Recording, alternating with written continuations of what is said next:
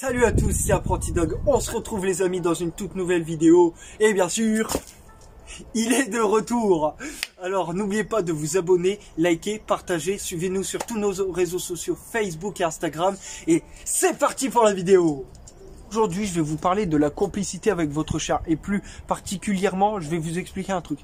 Un chien, quelqu'un qui l'habitue, on va dire, à lui donner à manger. Vous voyez les gens qui viennent chez vous et qui donnent des gâteaux, des gâteaux, des gâteaux.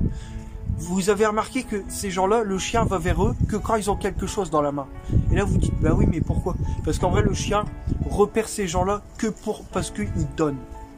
Donc en vrai, le chien, bah, j'ai l'exemple, ma mère, quand elle vient chez mes grands-parents et qu'elle voit Jump, il la connaît que quand il y a des gâteaux, tu vois. C'est-à-dire que il va vers elle que quand il y a des gâteaux, même pas pour des caresses, juste une simple caresse comme ça, il y va pas. Parce que sa caresse, il s'en fout.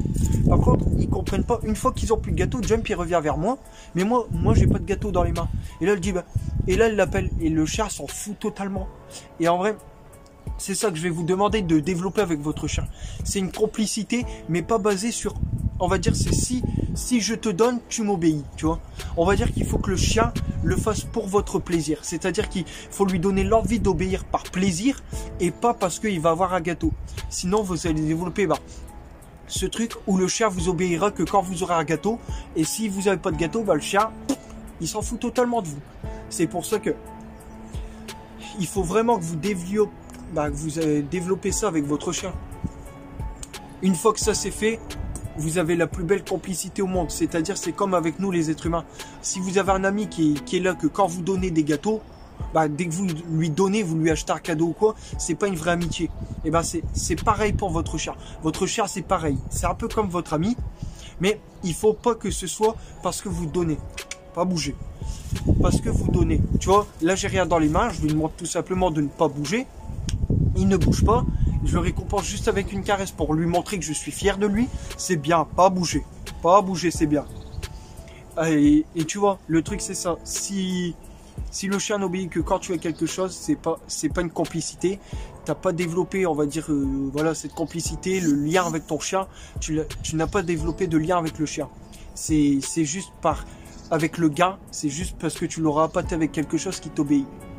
Et par contre, c'est pour ça que j'insiste vraiment sur ce côté naturel. Pas bouger. Assis. C'est bien. Le truc, c'est que ce côté naturel de l'éducation, ça fait que c'est un lien plus fort que... Admettons, parce que je vais vous raconter une histoire. Vas-y, tu peux y aller. Maintenant, tu veux plus? Yargon. On va dire que j'ai une histoire à vous raconter. C'est une dame que son chien, elle l'aimait plus que tout. Et malheureusement, cette dame est décédée. Et si je vous dis que les pompiers, quand ils sont arrivés dans la maison, le chien, il était en train de dévorer la pauvre grand-mère qui était décédée dans sa maison.